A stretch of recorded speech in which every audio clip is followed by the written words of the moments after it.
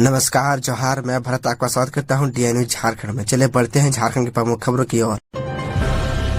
झारखंड में फिर गहराया एनआरसी मुद्दा। भाजपा द्वारा एनआरसी की मांग पर जेएमएम ने कहा एनआरसी लागू होना चाहिए भाजपा में। दरअसल आपको बता दूं, झारखंड में एक बार फिर एनआरसी का मुद्दा उठने लगा है। दरअसल भाजपा के प्रदेश अध्यक्ष बाबूलाल मरांडी ने एक बार फिर इस मुद्दे को उठाते हुए सोशल मीडिया एक्स पर पोस्ट कर लिखा है कि अगर भाजपा की सरकार बनेगी तो राज्य के पाकुड़ जिले में सबसे पहले एनआरसी लागू करेंगे। दरअसल आपको बता दूं कि बाबूलाल मरांडी द्वारा किए गए ट्वीट और उनके बयानों पर झारखंड मुक्ति मोर्चा ने तंज कसते हुए कहा है कि एनआरसी लागू करने की जरूरत भाजपा में है। सबसे ज्यादा घुसपैठिए भाजपा में है। हम जानते हैं कि एनआरसी की जरूरत है झारखंड में, लेकिन वह भाजपा गुट में है। वहीं झारखंड मुक्ति मोर्चा द्वारा किए गए बयान पर कड़ी प्रतिक्रिया व्यक्त करते हुए भाजपा प्रदेश प्रवक्ता प्रतुल सहदेव ने कहा है कि एनआरसी का समर्थन नहीं कर झामुमो अपना आदिवासी विरोधी चेहरा दिखा रहा है। इन मुस्लिम, बांग्लादेशी और रोहिंग्या घुसपैठियों के द्वारा झारखंड के मुसलमान का हक मारा जाता है। अल्पसंख्यक कल्याण की योजनाओं का फायदा यही उठा लेते हैं। आदिवासी बेटियों से शादी कर ये पंचायत और नगर निकाय पर काबिज होते हैं और जमीन के मालिक बन जाते हैं। फिर भी झामुमो इनका विरोध नहीं कर अपना आदिवासी विरोधी चेहरा दिखा देता है। योजना एक नियम अनेक। झारखंड में साइकिल के लिए एसटी को 45 रुपए तो सामान्य वर्ग को मिले 3500 रुपए। दरअसल आपको बता दूं, राज्य सरकार सरकारी स्कूलों में पढ़ने वाले बच्चों के साथ जात पात के नाम पर भेदभाव कर रही है। एससी, एसटी, ओबीसी और अल्पसंख्यक समुदाय के बच्चों को साइकिल खरीदने के लिए 45 रुपए भेजे गए हैं, लेकिन जनरल कैटेगरी के बच्चों को 35 रुपए दिए जाएंगे। बता दें कि सरकारी स्कूलों में एससी, एसटी, ओबीसी और अल्पसंख्यक समुदाय छात्रों को कल्याण विभाग साइकिल देता है, जबकि जनरल कैटेगरी के बच्चों को झारखंड शिक्षा परियोजना जेईपीसी की ओर से साइकिल के लिए पैसा दिया जाता है।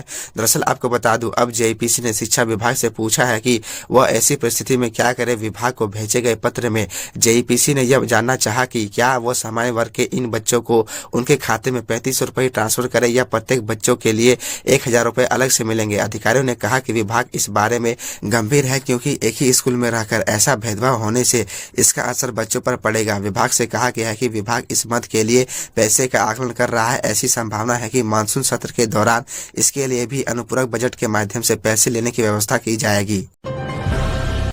15 से 22 दिसंबर के बीच चल सकता है झारखंड विधानसभा का शीतकालीन सत्र, बदलेगी पेंशन नियमावली। दरअसल आपको बता दूं, झारखंड विधानसभा का शीतकालीन सत्र 15 से 22 नवंबर के बीच चल सकता है। इसका संकेत एक वरिष्ठ सदस्य व मंत्री ने दिया है। खबर है कि इसमें हेमंत सोरेन सरकार पेंशन से संबंधित नई नियमावली लागू करने पर सहमति दे सकती है।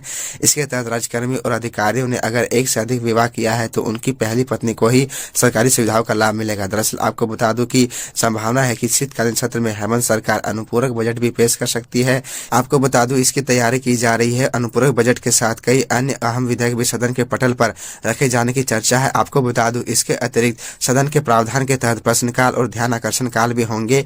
इसमें विधायक अपने सवालों को सदन के सामने प्रस्तुत कर पाएंगे। बता दें कि 2022 में झारखंड विधानसभा का शीतकालीन सत्र 19 दिसंबर से 23 दिसंबर के बीच बुलाया गया था। जानकारों की माने तो इस बार का शीतकालीन सत्र हंगामेदार हो सकता है। हेमंत सरकार इस दौरान कई लंबित विधेयकों को भी विधानसभा के समक्ष प्रस्तुत कर सकती है।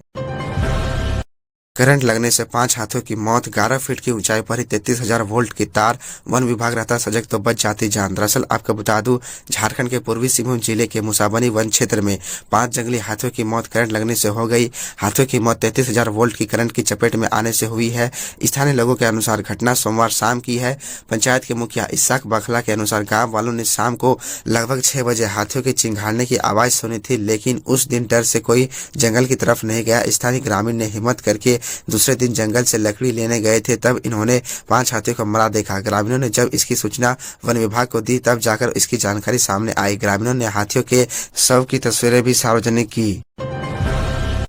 बादाम पहाड़ में राष्ट्रपति ने 3 नई ट्रेनों को दिखाई हरी झंडी। दरअसल आपको बता दूं कि राष्ट्रपति द्रौपदी मुर्मू ने मंगलवार को चक्रधरपुर रेल मंडल के बादाम पहाड़ स्टेशन से 3 नई ट्रेनों को हरी झंडी दिखाकर रवाना किया। साथ ही बादाम पहाड़ रेलवे स्टेशन के पूर्ण विकास की आधारशिला रखी। आपको बता दें कि इन ट्रेनों में शालीमार बादाम पहाड़ साप्ताहिक एक्सप्रेस, बादाम पहाड़ राउरकेला साप्ताहिक एक्सप्रेस और तीसरी ट्रेन टाटानगर बादाम पहाड़ मेमू शामिल है। इस खास मौके पर ओडिशा के राज्यपाल रघुवर दास, केंद्रीय शिक्षा एवं कौशल विकास मंत्री धर्मेंद्र प्रधान, रेल मंत्री अश्विनी वैष्णव सहित कई बड़े अधिकारी उपस्थित थे। आपको बता दें कि राष्ट्रपति के गृह क्षेत्र ओडिशा के बादाम पहाड़ रायरंगपुर स्टेशन को अमृत भारत योजना के तहत विकसित किया जा रहा है। इसी क्रम में 3 नई ट्रेन का परिचालन की शुरुआत की गई है।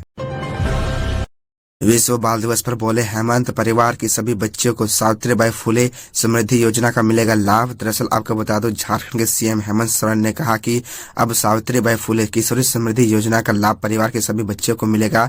आपको बता दो, एक ही परिवार से अधिकतम 2 बच्चों का लाभ देने की बाध्यता खत्म की जाएगी।